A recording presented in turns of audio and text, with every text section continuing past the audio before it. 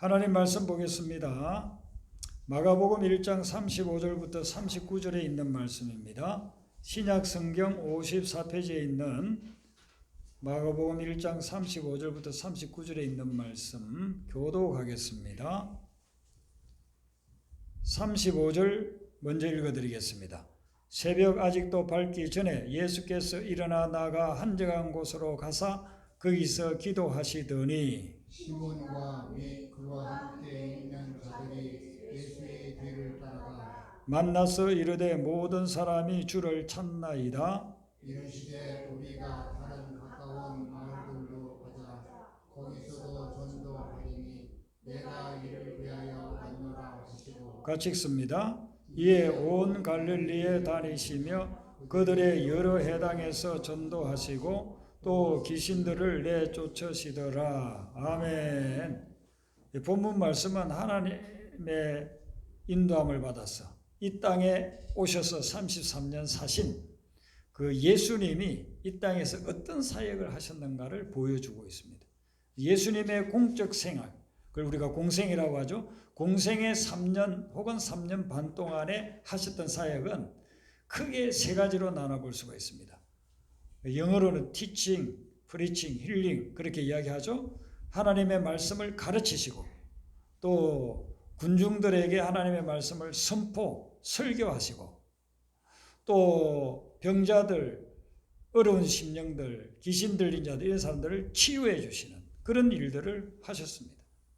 예수님이 하신 사역은 많이 있지만 그걸 이렇게 딱 범주로 세 가지로 나누면 이 세 가지예요. 말씀을 가르치고 말씀을 설교하시고 그리고 영혼들을 심령들을 치유하셨다 하는 것입니다. 오늘 이 본문 말씀에는 그걸 두 가지로 이야기하고 있습니다. 39절에 보시면 전도하시고 귀신을 내어 쫓았다 그랬습니다. 전도한다는 말씀이 이것은 말씀을 가르치고 말씀을 전파하고 설교하는 것을 포함하는 거죠. 그래서 영혼을 구원하시고 귀신 들린 사람을 내쫓았다, 귀신을 쫓아냈다 하는 것은 치유했다는 것입니다. 그 당시에는 병들이 귀신을 통해서 많이 걸린다고 생각했기 때문에 귀신을 쫓아내므로 인해서 병이 치유함을 받았던 것이죠. 이런 중요한 사역들을 하셨는데 오늘 이 본문 말씀에 보면 이런 모든 사역을 하시기 전에 반드시 이 사역 앞서서 하신 사역이 있다는 것입니다. 그것은 뭐냐면 기도였습니다. 예수님은 사역을 하시기 전에 항상 기도를 먼저 하시고 사역을 하셨다는 것입니다. 공생애를 시작하시기 전에 예수님이 광야에 가서 40일 동안 금식하면서 기도하셨습니다. 그렇게 기도하고 난 후에 공생애를 시작하는 거예요. 회개하러 천국에 갖고 왔느니라 이 말씀하시기 전에 마태복음 4장에 보면은 4장 1절부터 예수님이 광야로 가서 거기에서 40일 동안 금식하면서 기도하고 사탄과 싸우는 것을 볼 수가 있습니다. 예수님 사역에 있어서는 기도가 가장 우선순위였다 하는 것을 볼 수 있죠. 그리고 하루의 사역을 하시기 전에도 새벽에 일어나셔서 반드시 기도하시고 그리고 사역을 하셨다는 것입니다. 우리 한국에 복음이 전거되어 가지고 처음에 예수님을 믿게 됐을 때에 그런 많은 분들이 이 새벽 기도를 굉장히 중요하게 생각했습니다. 그래서 새벽에 모여서 하나님 앞에 기도하고 새벽에 기도하고서 하루를 시작하고 이런 사역들을 하면서 한국교회에 놀라운 영적 부흥이 막 일어난 거예요. 그래서 한국교회의 70년대, 80년대에는 전 세계 교회가 정말 부러워할 정도로 엄청난 영적 부흥이 일어났습니다. 그래서 외국의 목사님들이 한국에 와서 한국교회가 부흥하고 있는 그 비결이 뭔가 영적 비결을 배우려고 수백 명, 수천 명의 목사님들이 와서 배우고 갔습니다. 한국 교회에 와서 보니까 핵심은 기도였어요. 그렇게 교회가 부흥하는 것은 기도하는 새벽에 기도하고 철야하면서 기도하고 금식하면서 기도하고 그래서 미국 교회가 한국에 선교사들을 보내서 한국을 복음화 시켜준 그런 교회인데 그럼 미국 교회가 그럼 새벽 기도하는가? 미국 교회는 새벽 기도를 안 해요. 제가 유학 가서 부교육자로 섬겼던 그 교회가 제가 가고 나서 얼마 안 돼가지고 교회를 매입해가지고 큰 건물로 이전을 하게 됐어요. 근데 그 교회에 이전하게 된 그 교회는 백인들 교회인데 교회가 막 부흥해서 그 교회도 굉장히 커요. 땅만 해도 5,000평이고 한데도 그게 모자라서 이제 그 옆에 차 타고 한 5분 정도 가는 데다 큰 대지를 해서 더 크게 짓느라고 이걸 이제 매물로 내놓은 겁니다. 그래서 우리가 그걸 매입하게 되었는데 자기들이 그걸 짓는 동안 1년 동안은 같이 쓰자고 했어요. 그래서 그분들 예배 드리는 시간 끝나면 우리가 예배 드리고 그런 식으로 이제 서로 교대해가지고 예배를 1년 동안 드리면서 미국 교회에 대해서 실제적으로 보면서 많이 배울 수 있는 기회가 됐어요. 그래서 이제 늘 그 주보를 제가 보는 거죠. 이 교회는 우리 교회가 하지 않는 좋은 영적인 프로그램들을 뭘 하고 있나 이렇게 이제 늘 보는데 한 번은 보니까 새벽 기도를 한다고 그렇게 광고가 떴어요. 그래서 새벽 기도를 우리처럼 월요일부터 하는 게 아니고 토요일 날 하루 새벽 기도 한대요. 그래서 제가 그걸 좀 보고 싶어가지고 우리는 5시에 새벽 기도 하니까 5시에 새벽 기도 하고서 개인 기도하는 시간을 좀 줄여서 그리고 6시에 새벽 기도 한다고 가가지고 제가 이렇게 봤어요. 보니까 모여서 찬송하고 기도해야 될 텐데 하나도 하지도 않고 사람들이 그냥 둥그런 테이블에 한 8명씩 앉을 수 있는 거기에 앉아가지고 부엌에서 음식을 몇 명이 열심히 만들고 있어요. 다른 사람들은 테이블에 앉아서 그냥 이야기하고 있고 그 음식을 맛있게 만들더니만 그거 가지고 테이블에 다 세팅해서 그리고서는 이제 같이 식사를 하고 그 식사 마치니까 한 5분 정도 기도하고 끝. 그게 새벽 기도더라니까.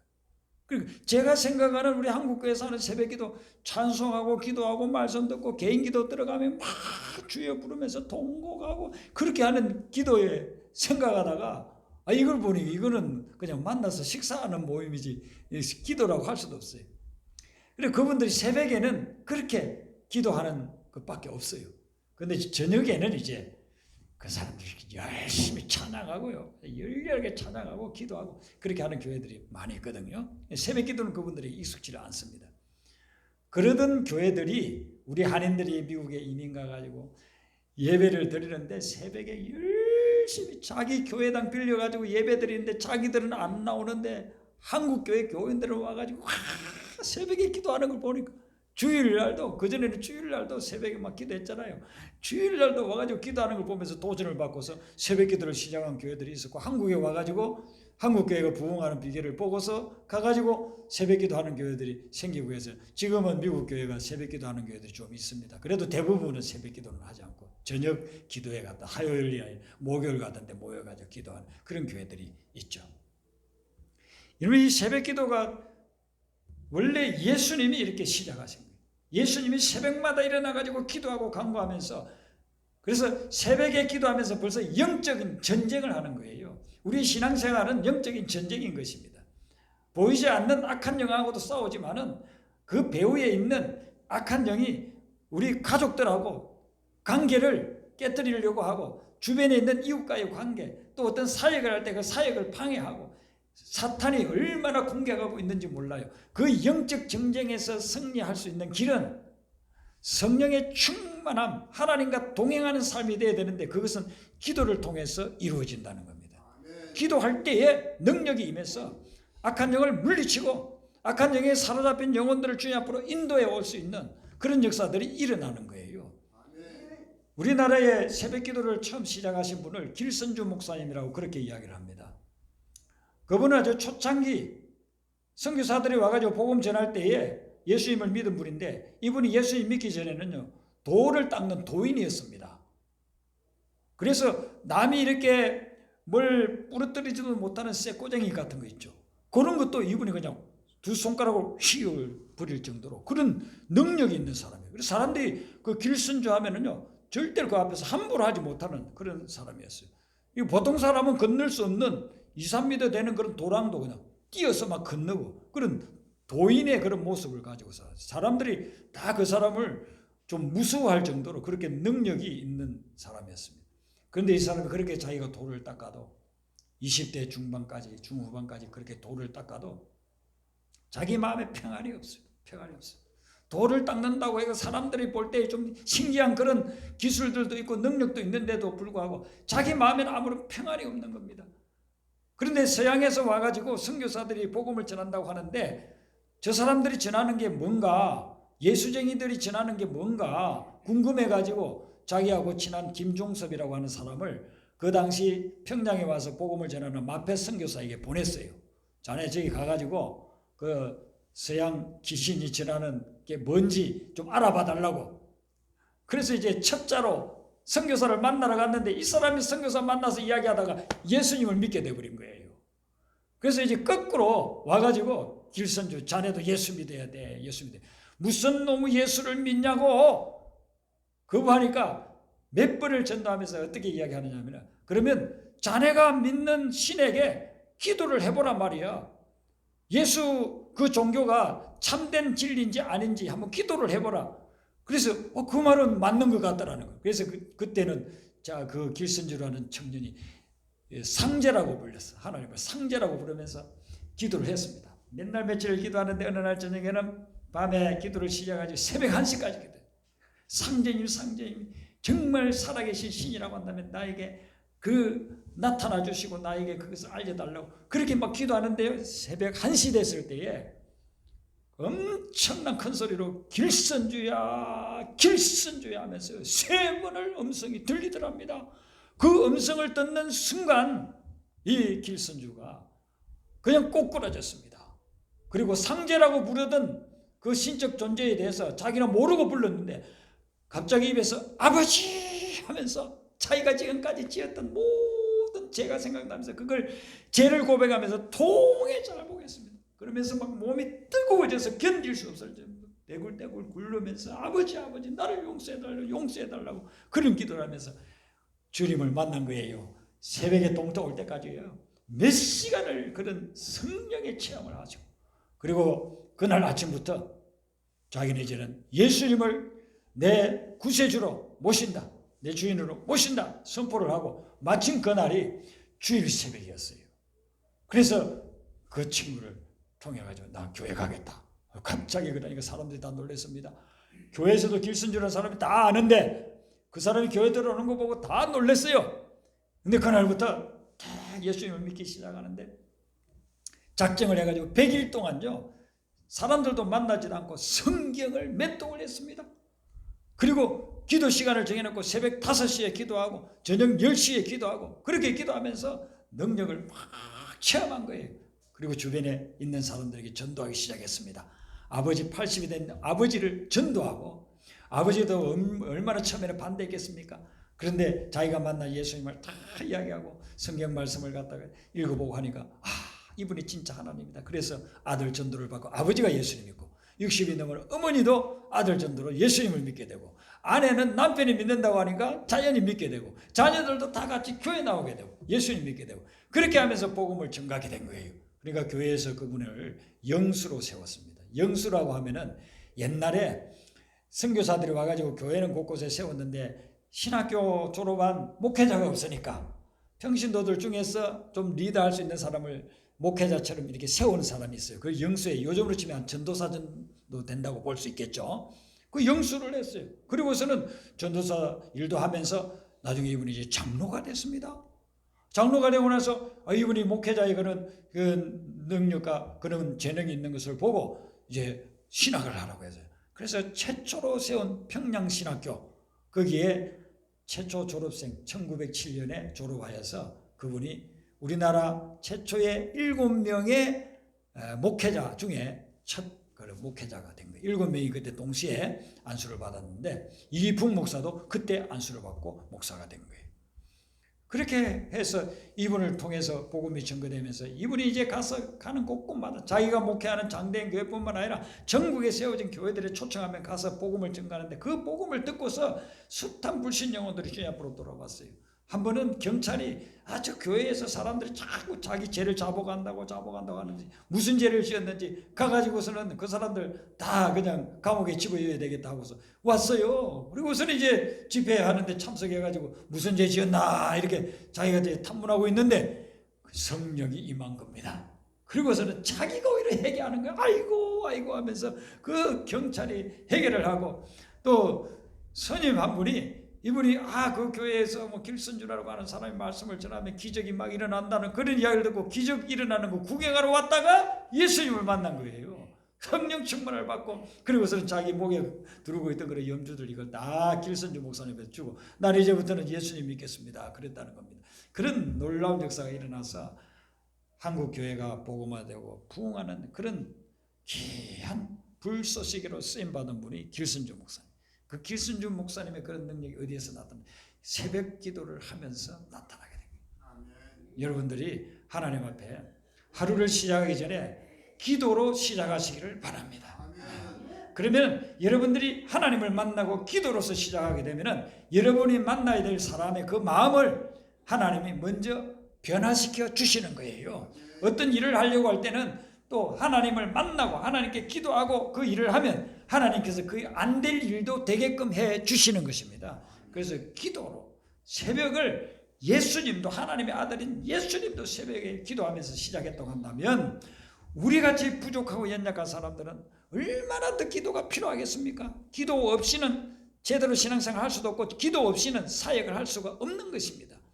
그래서 여러분들이 새벽에 일어나면 반드시 하나님 앞에서 다른 일 하기 전에 기도부터 하고 기도로 하루를 여시기를 바랍니다. 이 예수님이 이 땅에 오신 궁극적인 목적이 뭐냐면요, 영혼들을 구원하기 위한 것이었습니다. 그래서 예수님께서 말씀하시기를 다른 마을에도 가자, 내가 거기서도 전도하리니 내가 이를 위해서 왔다라고 이야기했습니다. 예수님이 이 땅에 오신 목적이 뭐냐면 영혼들을 구원하기 위해서 오셨다는 것입니다. 그래서 공생의 3년 반 동안 영혼들을 구원하기 위해서 말씀 전하고 영혼들을 구원하기 위해서 가르치시고 영혼들을 구원하기 위해서 치유하시고 기적을 일으키셨던 것이죠. 그렇게 하시고 마지막 십자가 매달려서 운명하시기 전에 예수님이 뭐라고 말씀하시니까 다 이루었다는 거예요. 다 이룬 것은 무엇이에요? 십자가를 통해서 모든 죄인들이 구원받을 수 있는 길을 갖다 열어주셨다. 그걸 고백하고서 주님 품에 안기게 된 거예요. 그리고 사흘 후에 다시 살아나셔서 부활의 그 능력을 증거하시면서 숱한 영혼들이 주님 앞으로 돌아올 수 있는 그 길을 열어주셨다는 것입니다. 그러므로 우리는 예수님의 이 목적이 우리의 삶의 목적이 되어야 될 줄로 믿습니다. 여러분들은 누군가가 전도를 해주셨기 때문에 교회에 와서 예수님 믿고 구원받지 않았습니까? 그러면 여러분들은 이 땅을 살아가는 동안 최소한 한 명은 전도를 해야 돼요. 여러분들을 누군가가 전도해서 왔다면 나는 영적으로 빚을 지고 있는 거예요. 그분이 아니었으면 내가 어떻게 예수님을 믿고 구원받겠어요? 그러면 이제는 최소한 한 명에게는 전도를 해야 됩니다. 한 영혼은 구원시켜야 돼요. 그게 여러분들의 사명입니다. 물론 뭐 한 명만 해서 되겠습니까? 땅 끝까지 이르러 모든 족속으로 제자 삼으라고 예수님이 말씀하셨으니까 모든 족속을 제자 삼아야 되는데 적어도 한 명은 여러분들이 전도할 수 있도록, 그래서 하나님 앞에 기도하세요. 지금까지 신앙생활을 하면서 한 명도 전도를 못한 분은 하나님, 제가 최소한 한 영혼은 구원하게 하여 주시옵소서. 그래서 이번에 우리가 이 새생명 전도 축제를 하지 않습니까? 그러면 아이고 전도 축제에도 별 수 없네. 여러분, 뭐 다른 교회 교인이 그런 말 합니까? 그러면은 여러분들이 그런 말 하는 사람이 있다고 한다면 여러분들 한 명이라도 전도했습니까? 본인이 전도를 하고서 그런 말 한다면은 그건 되지만 나는 전도하지 않으면서 전도해도 소용없다고 그렇게 하는 것은 그는 불신앙적인 말이죠. 그런 말을 해서는 안 되는 겁니다.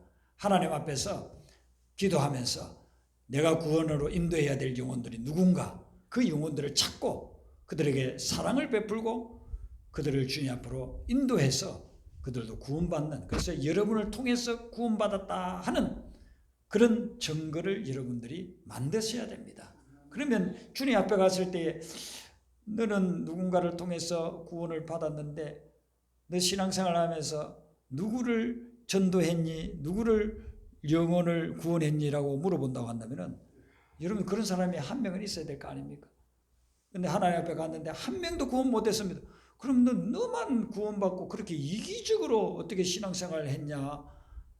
그렇게 주님이 우리를 책망할 겁니다.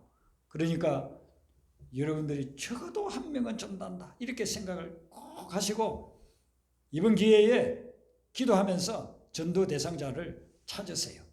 하나님께 기도하면서 주님, 제가 누구를 전도하면 좋겠습니까?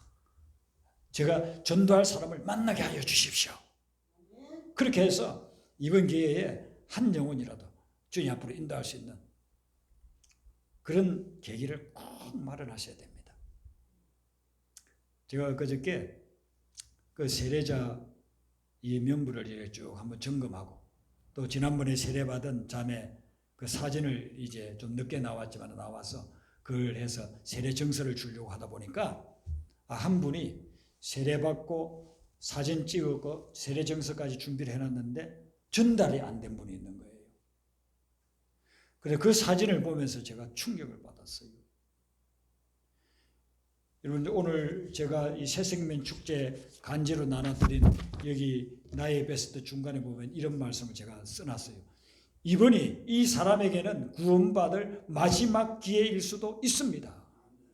여러분 이게 그냥 문구로 그렇게 그냥 평범한 문구로 들릴 수도 있죠. 그런데 정말 이 사람에게는 구원받을 마지막 기회일 수도 있다는 거예요. 제가 그 세례식 사진을 보니까 그 세례식 사진이 어떤 사진이냐면 택시 안에서 세례를 베푸는 거예요. 택시 안에서 세례 베푸는. 그때 그분 세례 받을 때에 제가 광고도 했고 세례 받고 난 후에도 광고도 했잖아요. 김성환 장로님이 모범 택시 운전을 하시는데 그때 용산역에서 손님을 태워서 이제 가자는 곳까지 갔잖아요. 전라남도에서 오신 분인데 여자분이 농협 조합장이래. 몸이 너무 아파가지고 암 말기예요. 병원까지 큰 대형 병원까지 가는데 가는 동안 이야기를 해보니까 이분이 예수님을 믿질 않아. 전도를 했습니다. 그래서 이분이 장로님 전도를 받고 예수님을 믿은 거예요. 그리고 한 달인가 두 달 만에 한 번씩 오면 꼭 장로님께 전화해가지고 병원까지 태워다주고 병원에서 또 KTX 타러 오는 데까지 또 태워주고 그렇게 하면서 몇 번을 만나서 전도하고 말씀 전해주고 해가지고 예수님을 완전히 영접했기 때문에 세례를 베풀어야 되는데 그 시골 교회는 자기가 정해놓고 다니는 교회가 없어요. 그래서 제가 그러면 장로님 우리가 세례를 베풀어 드립시다.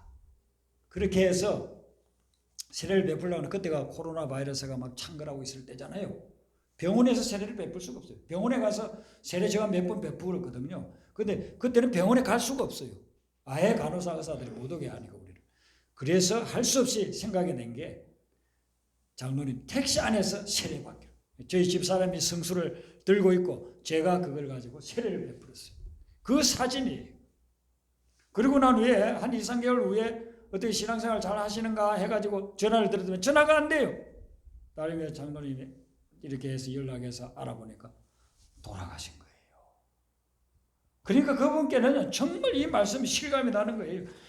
이번이 이 사람에게는 구원받을 마지막 기회예요. 마지막 기회. 만약에 복음을 전하지 않았다고 한다면은 그분은 그냥 병으로 말기암으로 하다가 그냥 구원받지도 못하고 영원히 그냥 지옥의 행벌에 처하는 그런 멸망으로 가버렸을 거예요. 그런데 돌아가시기 전에 몇 개월 전에 어떻게 믿음의 사람을 만나가지고 복음을 받아들여서 구원을 받은 거예요. 구원받고 천국 가시게 된 거예요. 그리고 그런 사람들이 우리 주변에 얼마나 많이 있겠습니까? 제가 이번 주에 어느 목사님이 쓴 글을 읽고 참 감동을 받았어요. 그분 교회에 60대는 여자 집사님이 계신데 그분 어머님이 거의 90이 되시는데 미국에 사신답니다. 근데 이분 교회가 이제 개척교회니까 그런 사정을 아시고 그 어머님이 11조를 이제 웰페어라고 우리로 치면 연금을 받거든요. 그러면은 꼭 그 11조를 이 교회에다가 보낸답니다. 그러니까 그분을 위해서도 늘 기도하게 되고 하는데 그 따님 집사님이 연락이 왔더라고요. 어머니가 아파서 병원에 갔는데 의사 선생님이 이제 준비하라고 한답니다. 우리 어머님이 아마 돌아가실 것 같습니다. 그래서 편안하게 하나님 품에 안길 수 있도록 기도해 주세요. 그래서 교인들하고 같이 기도를 하고 있었답니다. 그랬는데 한 2, 3개월 후에 그 집사님이 이제 연락이 왔는데 이제 장례식 때문에 그런다고 하는 거예요. 그래서 어머니가 돌아가셨나 보다 했는데 어머니가 아니더래요. 어머니는 아직 살아계시고 멀쩡한 남편이 사업하다가 갑자기 심장마비가 와서 쓰러져서 돌아가셨다는 거예요. 굉장히 건강한 분이었다는 거예요. 근데 갑자기 심장마비가 와가지고 돌아가셨다는 거예요. 그게 2년 전인데 지금 글을 썼는데 그 어머니 90이 다 된 어머니는 지금까지도 살아계시다는 거예요. 여러분 생명은 하나님이 주관하시는 거예요. 누가 먼저 갈지 아무도 몰라요. 우리 주변에 멀쩡하고 건강하게 보이는 그런 사람이 갑자기 갈 수도 있어요. 그 사람 이 세상 떠나기 전에 우리는 그 영혼을 주님 앞으로 인도해야 돼요. 군의 길로 인도해야 된다는 겁니다. 우리 아버지 건강하시고 우리 어머니 건강하시고 앞으로 50년은 더 사실 거야. 그런 분들도 갑자기 내 곁을 떠날 수 있다는 것입니다. 내 아들 딸들 건강하니까. 우리 한국교회 지금 은퇴하신 목사님 중에 한 분이 뭐 이름을 이야기하면 여러분이 다 아실 만한 그런 분입니다. 그분 아들이 50대인데요. 아들 둘이 있어요. 아들 둘. 있는데 50대 된 아들이요. 갑자기 그냥 암이 걸려서 떠났습니다. 그 목사님이 믿음이 그래도 좋은 목사님이니까 그래도 50까지 살아서 감사하고 손자 두고 가서 그래도 감사하고 뭐 그렇게 감사를 하는데 얼마나 인간적으로는요. 가슴에 멍이 들겠습니까? 자기보다도 30살이나 적은 아들이 먼저 떠나갈 때 여러분 우리 주변에 갑자기 떠날 수 있는 사람들은 너무나도 많습니다. 그러므로 우리가 복음을 전하면 그것이 마지막 기회가 될 수가 있다는 것입니다.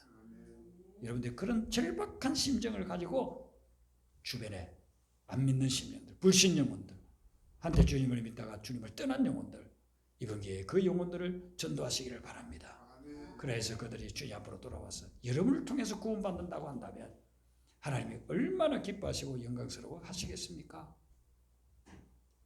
중세에 모라비안 교도라고 하는 분들이 있었어요. 물론 지금도 모라비안 교도가 있습니다. 그런데 이분들이 어떻게 해서 이 모라비안 교도가 되었느냐 하면은 루터가 1517년에 종교개혁을 일으키기 전에 100년 전에 존 후스라고 하는 분이 체코 지역에 있는 모라비안 그 지역을 중심으로 해서 이렇게 캐톨릭이 잘못되고 성경에서 벗어났다는 걸 갖다가 증거하고 성경적인 참된 복음을 전했어요. 그랬더니만 캐톨릭은 눈에 가시 같으니까 이 사람을 이단으로 정죄를 해가지고 불로 태워서 화형시켜 죽였습니다.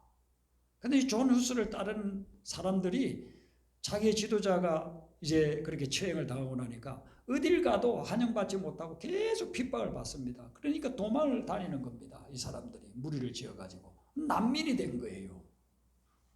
그런데 독일에 지금 이제 독일 지역이죠. 그 헤르누트라고 하는 곳에 갔는데 그곳에 영주 그 지역을 지배하고 있는 영주 중세시대 때는 영주가 거기에서 최고잖아요.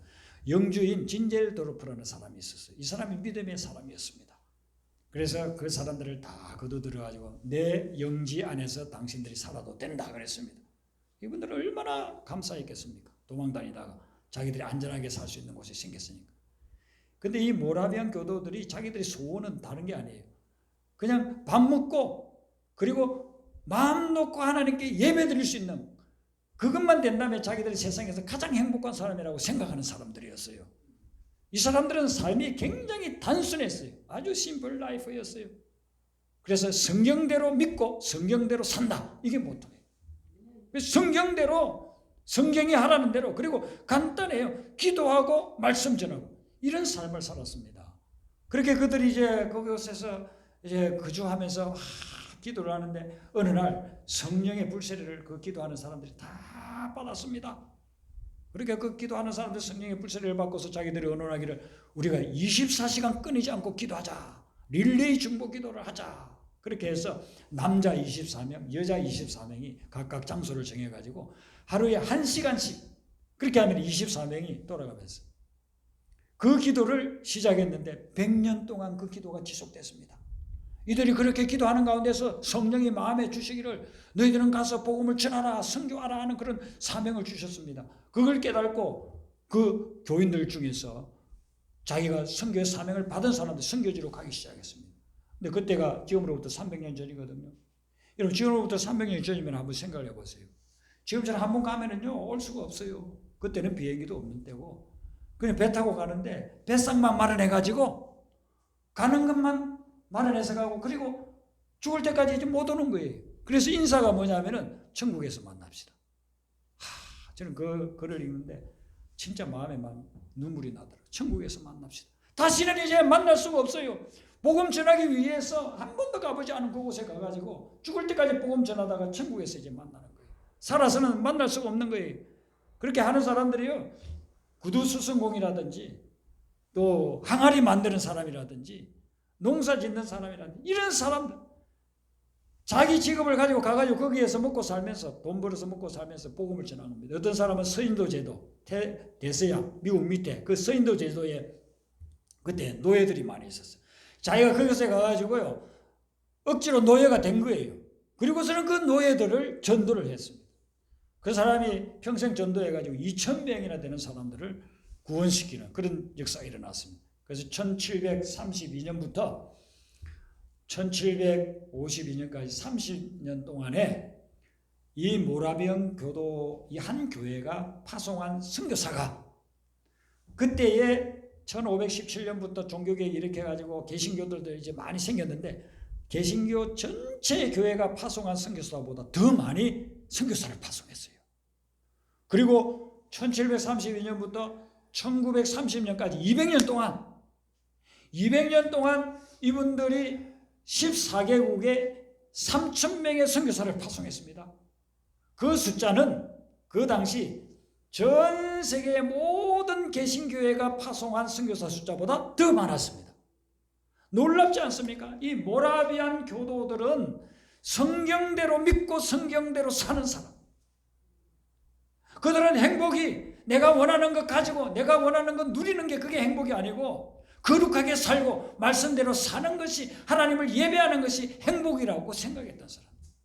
그 사람들을 통해서 전 세계가 복음을 듣는 놀라운 역사가 일어난 겁니다. 하나님은 지금도 이와 같은 사람들을 찾고 있습니다.